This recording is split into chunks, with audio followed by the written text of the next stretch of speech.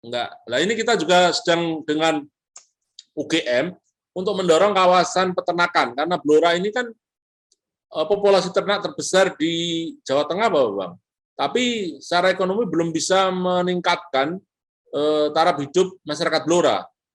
Di kawasan Blora Selatan, perbatasan dengan Ngawi, ini kan ada lahan perhutani yang sudah dikuasakan kepada UGM, menjadi kawasan hutan dengan tujuan khusus. Itu ada 11.000 hektar, Bapak Bang. Nah, kita akan minta kepada UGM kerjasama dengan Pemkab, dengan swasta mungkin nanti, untuk investasi di sektor peternakan.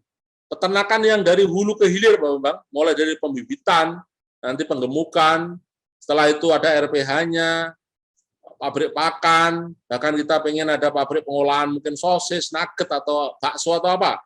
Mungkin kita akan taruh di daerah perbatasan Blora Ngawi.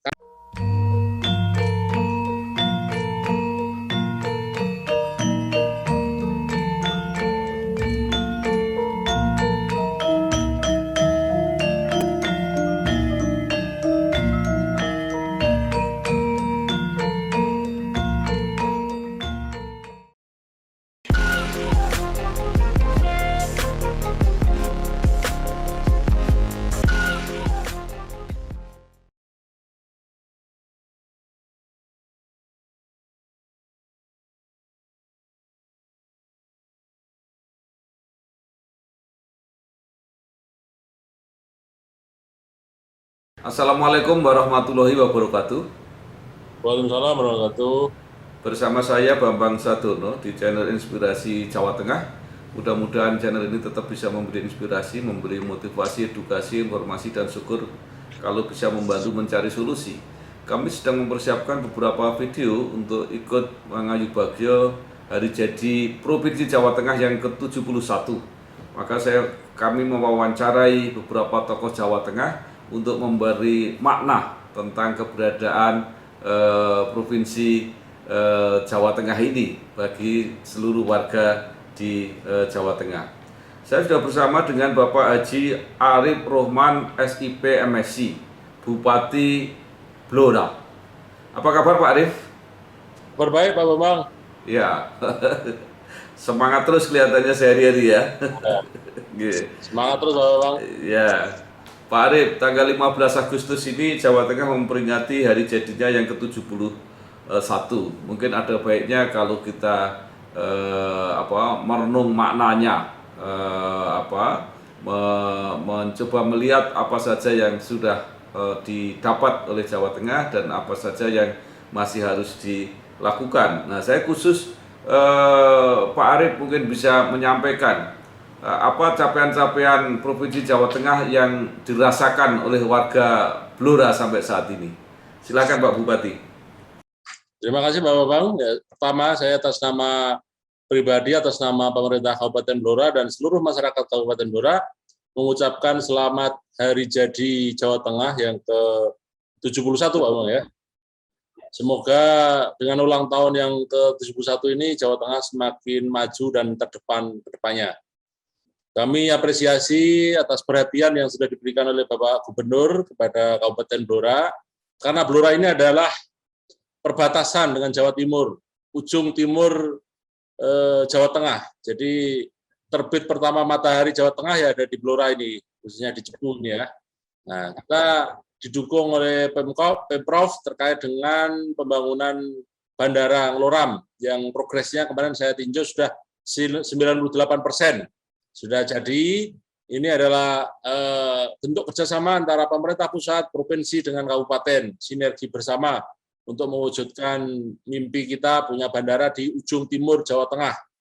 Jadi dukungan Pemprov sangat luar biasa, dan ini tinggal selangkah lagi, semoga nanti segera bisa dioperasikan dan bisa membuat ekonomi Jawa Tengah bagian timur ini bergeliat dengan adanya bandara ini. Di samping itu kami juga terus memohon kepada Bapak Gubernur terkait dengan infrastruktur jalan, karena harapan utama masyarakat Blora ini terkait dengan infrastruktur jalan. Terus terang ada beberapa ruas di Blora ini yang merupakan jalan provinsi ini kondisinya belum baik. Nah ini semoga ke depan menjadi prioritas ada beberapa ruas, mulai dari Cepu arah Ranu Blatung, perbatasan Purwodadi, ini jalan provinsi yang kondisinya memang perlu mendapat perhatian dari Bapak Gubernur. Kalau ruas dari Blora, Ngawen, Kunduran sudah ada perbaikan. Terus kemudian ruas dari Ngawen, Japah arah Todanan, ini yang merupakan ruas provinsi yang juga perlu mendapatkan perhatian. Saya sudah berkirim surat ke Pak Gubernur. Kalau persoalan jalan ini bisa diperbaiki dengan baik, tentunya ini akan sangat bermanfaat sekali untuk masyarakat Blora, karena akan membuat ekonomi kita juga akan semakin baik dan semakin meningkat. Ini Pak Bambang, jadi kita selalu bersinergi dengan provinsi. Terus terang, Blora memang dari sisi angka kemiskinan di Jawa Tengah ini masih termasuk zona merah. Nah, ini menjadi PR kita bersama. Nah, ini kedepannya juga menjadi prioritas kita. Selain persoalan infrastruktur jalan, nah, ini mohon dibantu agar kita bisa mewujudkan mimpi masyarakat Blora untuk lebih baik kedepannya.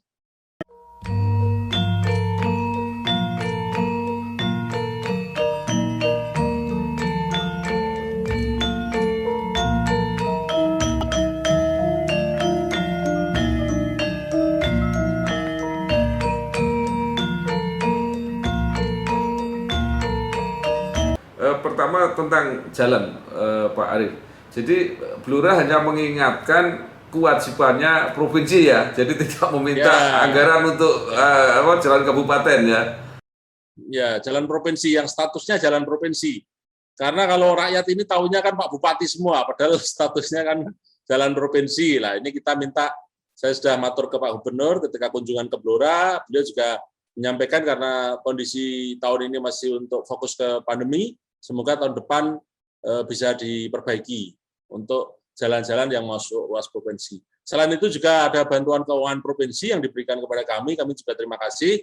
Ini untuk mendukung jalan-jalan kabupaten yang merupakan sebenarnya penghubung antar provinsi, tapi statusnya masih jalan kabupaten. Seperti ketika kita dengan pemerintah Kabupaten Bojonegoro membuat jembatan tembus antara Ngrau dengan Menden di Medalem, itu kan anggarannya kami berdua antara Bojonegoro dengan Blora. Tapi jalan penghubungnya kan jalan antar provinsi itu, tapi statusnya masih jalan kabupaten. Nah, ini kita juga berharap bisa dibantu dari Pemprov. Pemprov sudah membantu karena sinergitas antar kabupaten dan antar provinsi ini penghubung antara Jawa Tengah dengan Jawa Timur, gitu Pak. Ya, kemudian tadi yang menarik masalah kemiskinan ya, yang masih zona merah itu apa yang harus dilakukan oleh provinsi? Jadi begini, kita provinsi itu sudah punya program inovasi, masing-masing OPD itu mendampingi desa-desa miskin yang ada di kabupaten. Nah, ini kalau bisa jumlahnya bisa ditambah lagi gitu Pak Bambang. Jadi OPD-OPD yang provinsi nanti bersinergi dengan OPD-OPD kami, dan juga kita ingin sinergi dengan perguruan tinggi, baik negeri maupun swasta. Nah, taruhlah ini kita di Blora ada 16 kecamatan, kalau masing-masing kecamatan ini bisa kita intervensi dengan sinergi antara Pemkab, Pemprov, dan perguruan tinggi, kami yakin nanti angka kemiskinan yang ada di Blora ini akan bisa diturunkan. Terutama fokus-fokus desa-desa yang berada di pinggiran hutan ya, yang berada di pinggiran Blora ini perlu mendapatkan perhatian lebih. Jadi bentuk sinergi ini yang ke depan kita harapkan, itu Pak Bambang.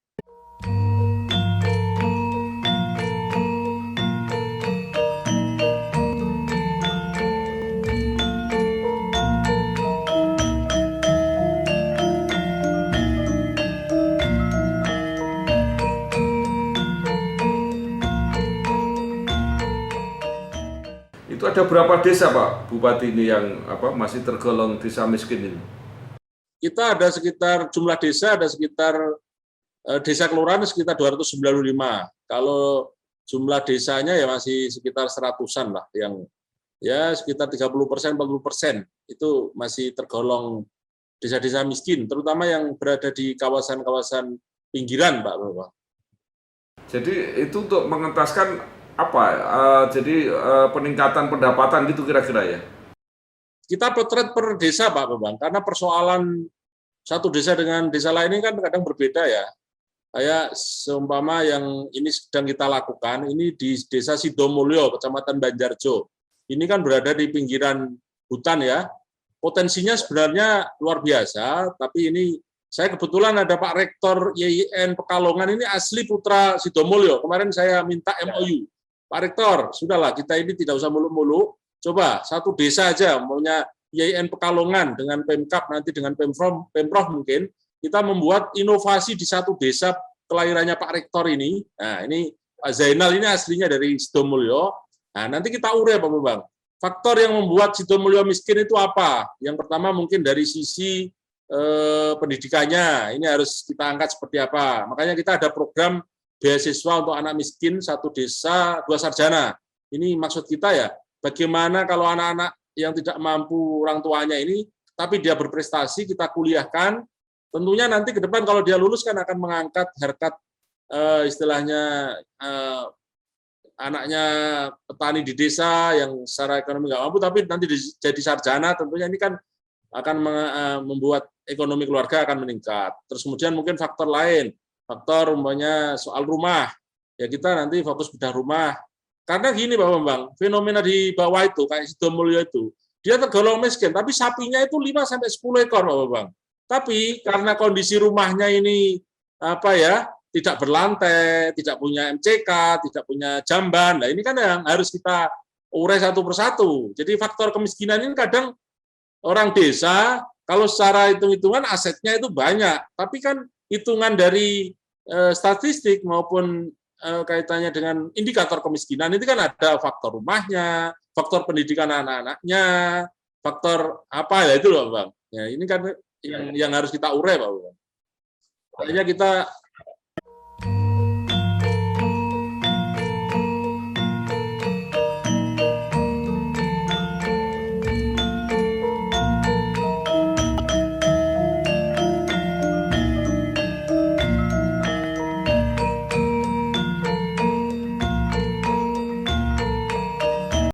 Kalau tidak salah Pak Bupati juga punya program 2 sarjana di tiap desa itu ya? Ya, kita ingin dorong bahwa sebenarnya anak-anak Blora ini yang punya keinginan untuk kuliah, menjadi TNI, Polri, bahkan petinggi-petinggi Polri itu banyak dari Blora, petinggi TNI juga dari Blora. Ini kita dorong ke depan bahwa anak-anak kita yang ada di desa-desa ini, kalau yang mau kuliah ya kita, yang tidak mampu, seperti kita dengan Pem Akamigas ini sudah memberikan beasiswa 18 anak ini untuk sekolah di Pem Akamigas biar anak-anak Blora tidak hanya jadi penonton saja, tapi juga tahu bahwa migas ini punya potensi. Nah, kemudian mungkin dengan perguruan tinggi lain kita mulai dengan Undip, UGM, UI, UNS, UNER. Ternyata anak orang-orang Blora yang di sana diasporanya ini luar biasa, Pak Bambang. Jadi jumlah guru besar kita kayak di Semarang itu Bu Kesi, ada Prof Pak Bu Dekan di Undip, itu ternyata orang-orang Blora yang saya ajak untuk sesarengan bangun Blora lah. Bahwasanya ada sekitar 30 lah doktor profesor yang dari Blora ini kita ajak untuk membangun Blora lewat pendidikan, karena kita yakin dengan dunia pendidikan anak-anak kita semakin banyak yang lulus perguruan tinggi, jadi sarjana, ini kesempatan untuk mentas dari kemiskinan ini semakin besar gitu Pak Bupati.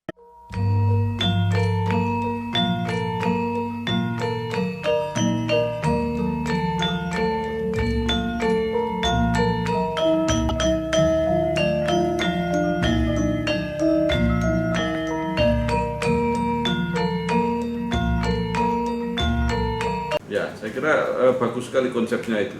Nah, tadi pertanyaannya Pak Bupati mengatakan bahwa desa-desa miskin itu kebanyakan ada di pinggir-pinggir hutan. Nah, ini pertanyaannya, apa yang salah selama ini? Kenapa hutan tidak mensejahterakan desa-desanya itu? Jadi gini, kita sebenarnya sudah mengurai faktor utama yang ingin kita lakukan sekarang adalah infrastrukturnya, Pak. Akses menuju desa-desa hutan yang ada di dalam hutan ini sangat-sangat memprihatinkan. Nah, dulu perhutani masih tertutup, karena perhutani kalau jalannya bagus nanti kayunya dicolong. Nah, ini padahal pendekatan kita harus kita ubah. Justru kalau jalannya baik, kita pendekatan ke masyarakat harus menjaga hutannya agar lestari kan gitu. Nah sekarang ini kita dengan TNI lagi melakukan pembicaraan bagaimana akses-akses infrastruktur menuju desa-desa hutan ini bisa kita perbaiki. Kalau aksesnya baik, tentunya kita baru ngomong soal ekonominya, Pak. Karena gini, potensi di desa-desa hutan ini nanam jagung bagus, Pak. Tapi karena jalannya jelek, sehingga ketika panen harganya pasti turun. Nah ini kan harus kita pecahkan satu persatu. Infrastruktur selesai, kita baru ngomong pemberdayaan.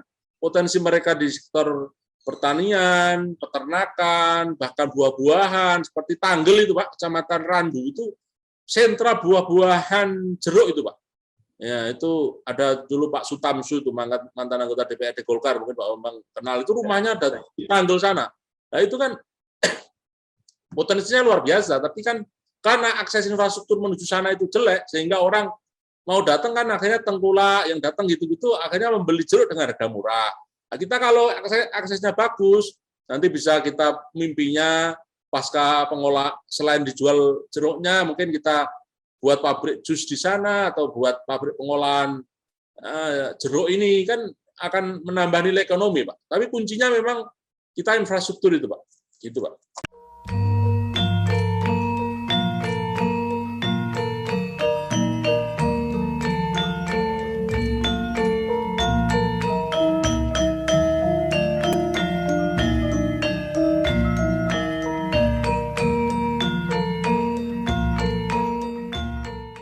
Baik, sekarang kita pindah ke penanganan COVID.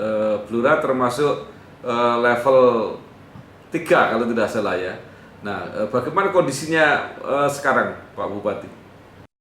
Jadi kalau dari sisi kekompakan masyarakat terkait dengan penanganan COVID, Blora ini masyarakatnya luar biasa.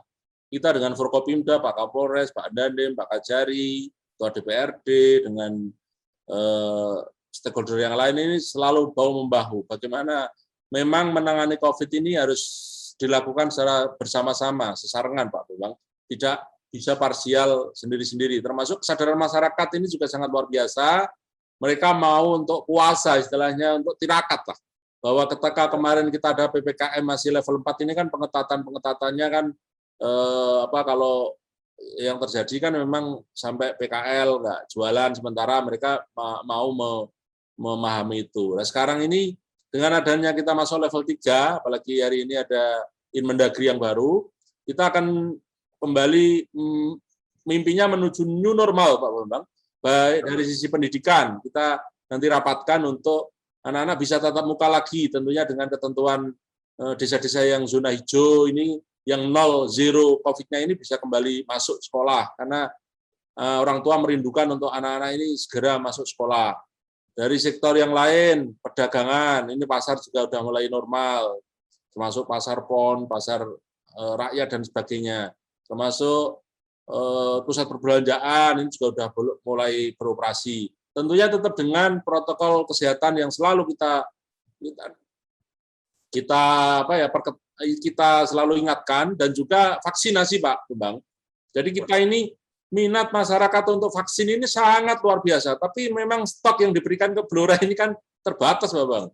Jadi ya ini ke depan kita mohon kepada Pak Menteri, Pak Gubernur untuk kita baru capaiannya sekitar 16%. Kita kan inginnya dengan imun yang nanti semakin menguat, ini istilahnya secara masyarakat punya kepedean, masyarakat punya imunitas sebagai bentuk ikhtiar itu sangat luar biasa. Jadi kita menggalakkan, menggenjot soal imun. Nah, sekarang ini yang ada di rumah sakit, ada 6 rumah sakit itu paling yang dirawat sekitar 50-an, Pak Bang. Bornya kita paling sekitar 22%. Yang isoman di rumah paling sekitar 250. Yang isoman ini selalu kita kawal dengan TNI Polri, dengan Babinsa, Babin Kaptimas, dengan bidan kami, dengan Puskesmas untuk selalu memantau masyarakat kita yang isoman, mendapat perhatian. Bahkan pihak desa, pihak kelurahan memberikan sembako untuk yang isoman ini. Selain itu juga kemarin ada dari Pangdam memberikan vitamin, terus ini ada swasta kayak Real Food yang dari Bojonegoro memberikan minuman suplemen dan sebagainya. Ini kita harapkan nanti mampu segera yang isoman ini sembuh, Pak.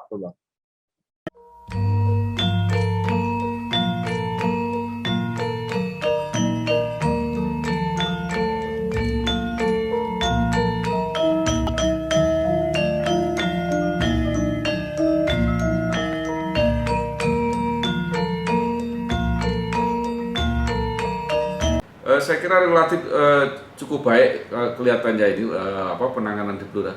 Nah, mengenai soal vaksin, Pak Bupati, saya baru aja wawancara dengan Ibu Penny Rahayu, asisten ekonomi pembangunan di Provinsi Jawa Tengah. Beliau mengatakan vaksinnya cukup, katanya dari provinsi baru saja dikirim ini vaksin ke kabupaten kota.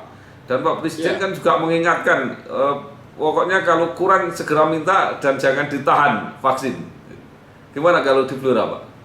Ya, jadi kita terus berkomunikasi, Pak Bambang. Jadi dengan Pemprov, biasanya kalau vaksin datang, biasanya langsung kita diberitahu. Nah, makanya capaian-capaian yang sudah kita targetkan ini anak-anak sekolah, karena mulai tatap muka, khususnya yang SMA SMK ini kita mulai vaksin juga pondok pesantren, gereja, masyarakat, kita juga melibatkan ormas, Ansor, Muhammadiyah, Muslimat, NU, semua kita ajak untuk kaitannya penyadaran soal vaksin ini. Memang yang lansia ini memang beberapa sih memenuhi target, tapi beberapa karena kena hoak ini kan mereka takut untuk vaksin. Nah, ini kita juga menjadi PR kita untuk pendekatan lewat tokoh-tokoh masyarakat untuk kaitannya memberikan contoh bahwa vaksin ini aman. Dan juga kita jemput bola untuk yang nggak bisa, umpamanya lansia yang sudah nggak bisa kemana-mana, ya kita jemput bola.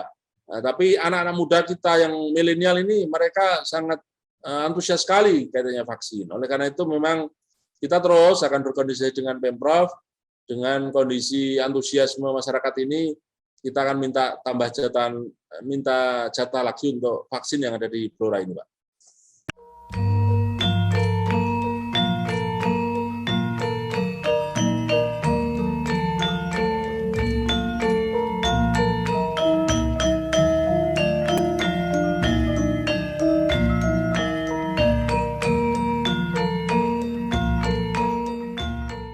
Ini di tengah penanganan pandemi COVID ini kan ada beberapa berita-berita lah yang kurang sedap, misalnya mengenai rendahnya penyerapan anggaran, kemudian penyemakan bansos ya, tadi kekurangan vaksin dan sebagainya.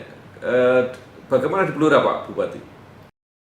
Jadi gini, Pak, terkait dengan penyerapan anggaran, ini kan kadang teman-teman kita ini kan ketika merencanakan kemarin itu kan umpama taruhlah harga obat dipatok 10.000, ternyata di lapangan ini kan prakteknya bisa sampai 3-4 kali lipat. Nggak mungkin kalau itu dibelanjakan. Ketika kita konsultasi ke APH, Pak, ada jaminan nggak kalau sekarang kita ini beli di atas HET nanti nggak jadi temuan? Nah, ini kan kendala-kendala kadang yang kaitannya dengan penyerapan seperti itu, Pak Bambang. Harga oksigen, ketika itu kita perencanaannya mungkin masih sekitar berapa ratus ribu, tapi ketika kemarin oksigen langka kan sampai jutaan. Nah, ini kan sehingga membuat OPD kami ini kaitannya pembelanjaan kan harus hati-hati, Pak Bambang. Makanya ketika memang nggak bisa diserap, kita akan refocusing lagi untuk mungkin nanti dibelanjakan yang memang bisa lewat istilahnya apa, yang langsung online itu, ya itu kan bisa secara aturan juga aman gitu kan. Jadi e-katalog, nah ini kita cari. Nah, karena kalau obat ini e-katalog kosong semua, Bang. Kayak beberapa oksigen juga kosong semua. Kalau beli langsung pasti di atas HET. Nah, ini kan yang kita terus mengawasi dengan tim Polres, dengan Kajari, selalu berkoordinasi terkait dengan pembelanjaan ini.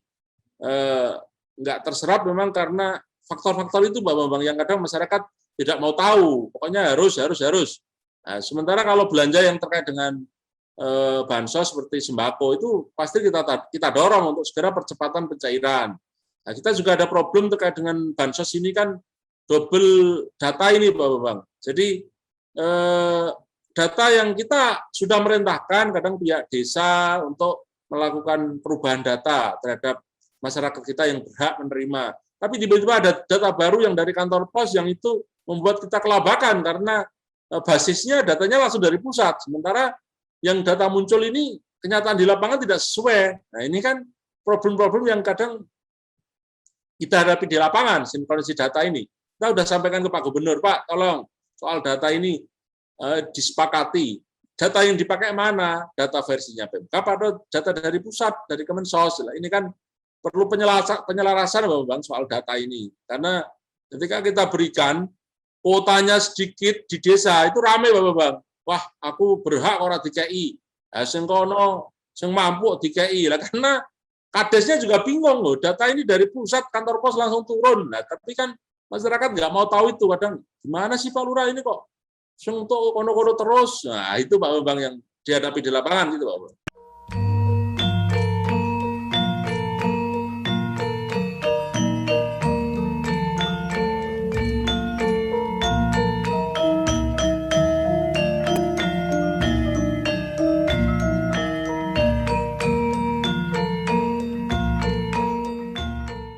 Ya, saya kira itu hampir merata di mana-mana.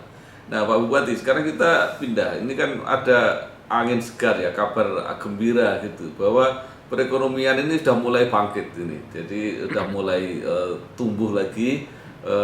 Kalau data se-Jawa Tengah itu karena dampak industri dan perdagangan. Jadi perdagangan ekspor ini sudah mulai jalan, karena itu menggerakkan ekonomi industri. Nah, pertanyaan saya di Blora seperti apa ini?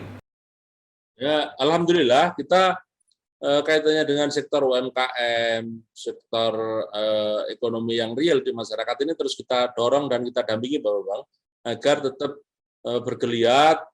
Oleh karena itu memang PR Blora ini PR tadi pembangunan pemerataan infrastrukturnya ini PR-nya jalan yang rusak aja hampir 1.000 km Bapak Bang.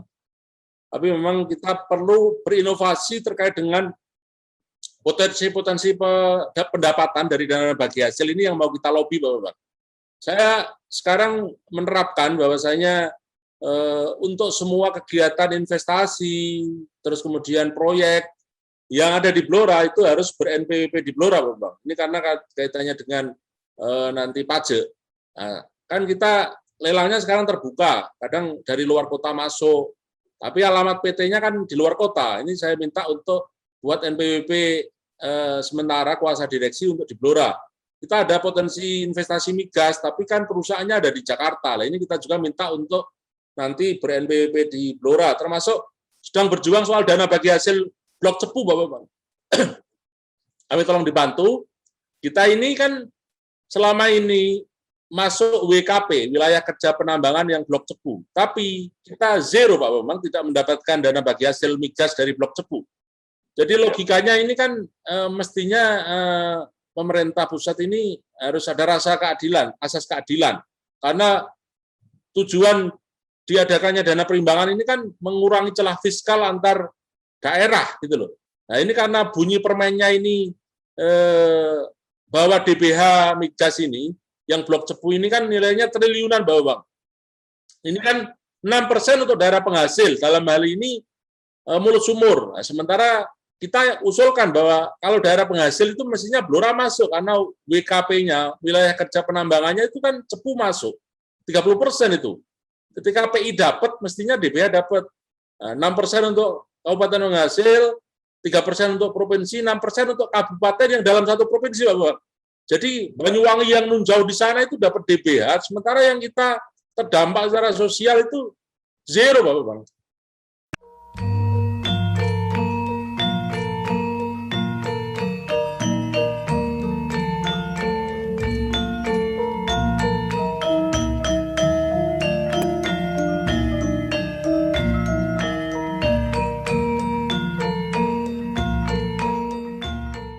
Itu memang harus diperjuangkan, Pak Bupati, karena kelihatannya kalau tidak cepat ini produksinya kan sudah mulai mau menurun ini, jadi sudah bisa tidak dapat apa-apa. Tapi saya kan mengikuti ketika proses persidangan di Mahkamah Konstitusi itu kan ditolak bukan karena substansinya, tapi karena legal standing para penggugatnya itu. Nah, kalau itu dilakukan oleh pemerintah kabupaten, mungkin akan menjadi beda. Nah, ini gimana sekarang pemerintah kabupaten? Jadi gini, Pak Bambang, setelah kita pelajari, kita kaji dengan ahli-ahli migas, dengan asosiasi daerah penghasil migas yang ketua umumnya Pak Ridwan Kamil, kita sudah kemarin melakukan Zoom ya. Itu sebenarnya tidak harus MK, Pak Bambang. Ini cukup permen. Bagaimana tafsir dari kementerian ini menafsirkan ketika dulu PI kita dapat, mestinya kan logikanya DBH dapat. Ini kan tafsiran dari, karena di undang-undangnya itu tidak spesifik menyebut itu, Bang. Cukup tafsiran dari Kementerian SDM. Makanya saya usul kalau bisa dibahas fasilitasi Pak Bambang, mungkin nanti kita bisa dialog dengan Pak Menteri atau Pak Dirjen Migas soal upaya kita, usulan kita, proposalnya udah kita ajukan ke Pak Menteri, Komisi 7. Nah, ini kan kaitannya penentunya ini kan kriteria daerah penghasil ini kan di Kementerian SDM. Kalau dari Kementerian Dalam Negeri, Kementerian Keuangan sih mengikuti apa yang diputuskan oleh Kementerian SDM, karena SK-nya ini Menteri SDM memutuskan bahwa ini loh, Blora ini masuk kategori daerah penghasil gitu, Pak Bambang. Jadi nanti saya kirim draftnya ke Pak Bambang, nanti minta tolong untuk bisa dibantu. Logikanya kalau Bojonegoro dapat 1,6 triliun, kita hanya zero, ini kan ya mencederai perasaan gimana rasa keadilannya gitu, Pak Bambang. Sementara hanya mulut sumur, kita potensi cadangan di dalamnya kan nggak tahu, bisa aja ngebor menyamping wilayah Cepu, Blora di bor juga, kita kan nggak tahu, karena di dalam itu kan kita nggak tahu kenyataannya gitu, Pak.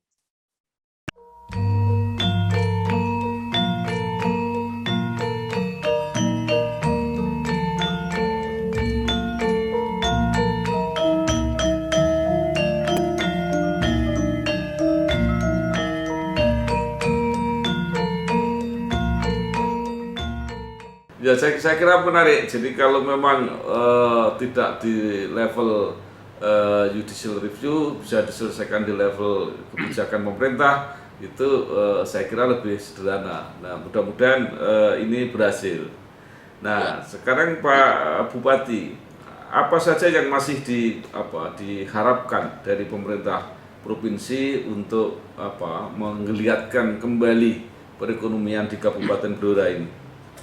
Ya, kita minta agar tadi kita ngomong kawasan industri, kita RT RW soal kawasan ini sudah ada, Pak Bambang. Jadi Blora ini penghasil gas, tapi gasnya larinya ke Tambak Loro. Nah, kalau bisa dioptimalkan, kita sudah punya RT RW kawasan, kita minta Pak Gubernur untuk kawasan industri, mungkin nanti bersatu dengan Rembang ya, Pak Bambang, karena kita kan kawasannya Banglor ya, Rembang Blora ya. Rembang nanti kalau ada kaitannya dengan kapal bisa merapat di Rembang untuk terminal pengangkutan, ini menarik. Ya, kita punya mimpi juga, Pak Bambang. Kita kawasan yang di daerah Cepu, Pedong Tuban, Randu Blatung itu kan sudah kita tetapkan menjadi kawasan industri. Nah, kita mimpi punya pabrik pupuk. Kalau gasnya sudah dekat kan sebenarnya tinggal mendorong aja, Pak Bambang. Kalau di Blora ini ada pabrik pupuk, ini sangat luar biasa nanti mendorong ekonomi ini. Nah, ini harus didorong juga oleh Pemprov. Karena di Jawa Tengah ini kan belum ada pabrik pupuk, Pak Bambang. Kita masak pupuknya dari Palembang. Dari itu biaya pengapalannya aja lebih baik untuk investasi bangun pupuk kan. Pabrik pupuk kan, Pak Bambang. Nah, ini karena gasnya ada, gasnya apalagi nanti Jambaran Tiumbul itu 150 mm. Nah, kalau Jawa Tengah dalam ini Pak Gubernur bisa mendorong, aku kasih pabrik pupuk juga dong, masa ke Jawa Timur semua kan gitu, Pak Bambang. Sementara potensi cadangan gas kita ini ada gitu loh. Tinggal nanti itu akan bergerak semua, ekonomi bergerak, nanti pengapalannya dari Rembang, di Rembang didorong menjadi pelabuhan. Masa ya pelabuhannya adanya di Tuban, di Gresik. Nah, ini kan Jawa Tengah harus hadir ini, Pak Bambang, untuk memikirkan ini. Jadi harus Pak Gubernur harus ngotot.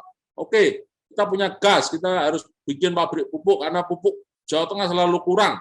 Dan didatangkannya dari Palembang, itu pengapalannya aja berapa itu kan gitu, Pak.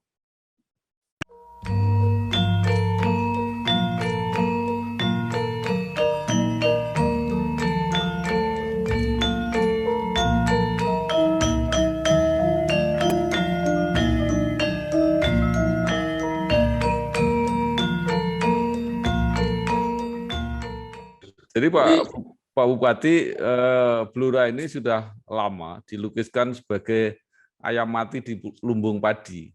Karena saya sudah wawancara dengan mantan Sekda Pak Profesor Sri Puryono yang mengatakan bahwa hutan itu lahan hutan jati itu ya dodo mentoknya ada di Blora itu, artinya bahwa aset perhutani itu yang paling berharga ada di Blora, dan sekarang juga ditemukan minyak dan gas, tetapi kepentingan masyarakat Blora masih tidak diperhatikan. Nah, ini memang orang Blora harus berjuang, saya kira.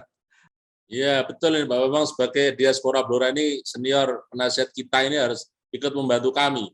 Jadi kita ini penghasil sumber daya alam, tapi sumber daya alamnya dikeruk, tapi kondisi masyarakatnya miskin, itu kan ironi, dilematis gitu. Tapi ya, alhamdulillah ada perhatian, ada bandara, nanti kawasan industri itu kita dorong. Nah, ini tentunya akan menciptakan lapangan pekerjaan untuk masyarakat kita, karena pengangguran kita juga masih tinggi, kemiskinannya masih tinggi. Ya, logikanya sangat masuk sekali bahwa kita sudah menyumbangkan sumber daya alam kepada negara, mestinya negara hadir untuk memberikan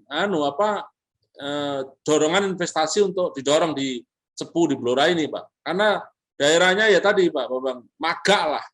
Daerahnya kan enggak. Nah, ini kita juga sedang dengan UGM untuk mendorong kawasan peternakan, karena Blora ini kan populasi ternak terbesar di Jawa Tengah, Pak Bambang. Tapi secara ekonomi belum bisa meningkatkan taraf hidup masyarakat Blora.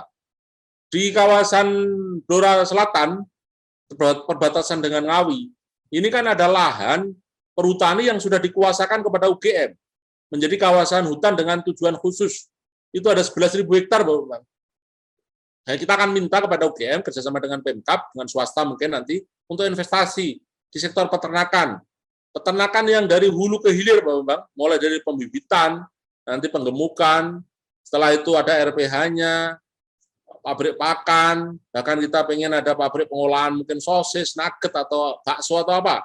Mungkin kita akan taruh di daerah perbatasan Blora Ngawi, karena yang dekat dengan akses tol, Pak Bambang. Itu di daerah Megeri, Kecamatan Kradenan. Ini lagi pembicaraan dengan UGM, dengan masyarakat sana, kita coba ajak diskusi untuk, karena dengan daerah kita ini yang berbatasan dengan Ngawi ini, ke alun-alun Ngawi itu lebih dekat, 15 menit, Pak Bang. Ke tol itu paling ya sekitar maksimal 20-30 menit lah. Nah, ini menjadi potensi kita untuk mendorong ekonomi kawasan hutan yang ada di Blora Selatan yang secara garis kemiskinannya itu termasuk yang masih memprihatinkan gitu, Pak Bang.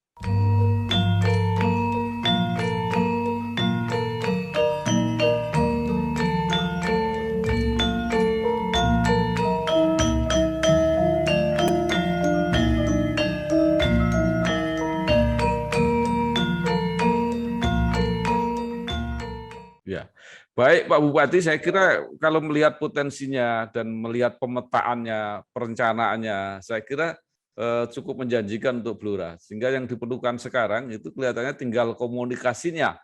Bagaimana komunikasi dengan pemerintahan yang lebih di atas, bagaimana komunikasi dengan investor, bagaimana komunikasi untuk menyemangati masyarakat supaya mereka juga bersama-sama mendukung program itu. Monggo, yang terakhir mungkin Pak Bupati masih ada yang ingin disampaikan. Jadi sekali lagi mohon dukungannya dari Pemprov, Pak Gubernur beserta seluruh jajaran untuk bahwa Blora ingin berubah menjadi lebih baik. Blora ingin menjadi daerah yang maju. Oleh karena itu sinergitas antara pemerintah kabupaten dengan Pemprov ini sangatlah kita harapkan. Jadi perhatian kita terhadap Jawa Tengah bagian timur, karena berbatasan dengan Jawa Timur ini, tolong kami dibantu. Dan juga pada saudara-saudara saya yang dari Blora yang sekarang ada di mana-mana, termasuk Pak Bambang, bahwa konsep hidup kita ini bagaimana bisa bermanfaat untuk rakyat kita, untuk masyarakat Blora. Tentunya kita butuh dorongan sesarengan bangun Blora ini, Pak Bambang, agar ke depan lebih baik dengan segala potensi yang ada. Mari kita bersama-sama membangun Blora yang tujuannya adalah bagaimana rakyat kita bisa sejahtera.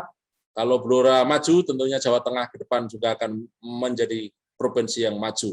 Ini harapan kita, Pak Bambang. Terima kasih.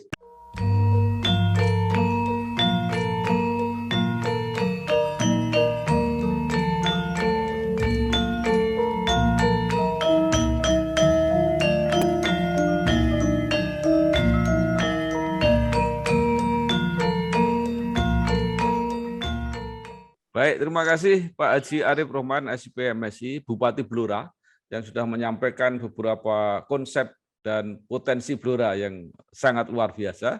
Tinggal berkomunikasi, dan salah satu adalah bekerja sama, kolaborasi dengan pemerintahan provinsi. Mudah-mudahan komunikasinya terjaga dan tetap terus berhasil untuk kesejahteraan masyarakat Kabupaten Blora. Matur nuwun Pak Bupati. Terima kasih. Sehat selalu Pak Bambang. Ya, wassalamualaikum warahmatullahi wabarakatuh. Waalaikumsalam warahmatullahi wabarakatuh.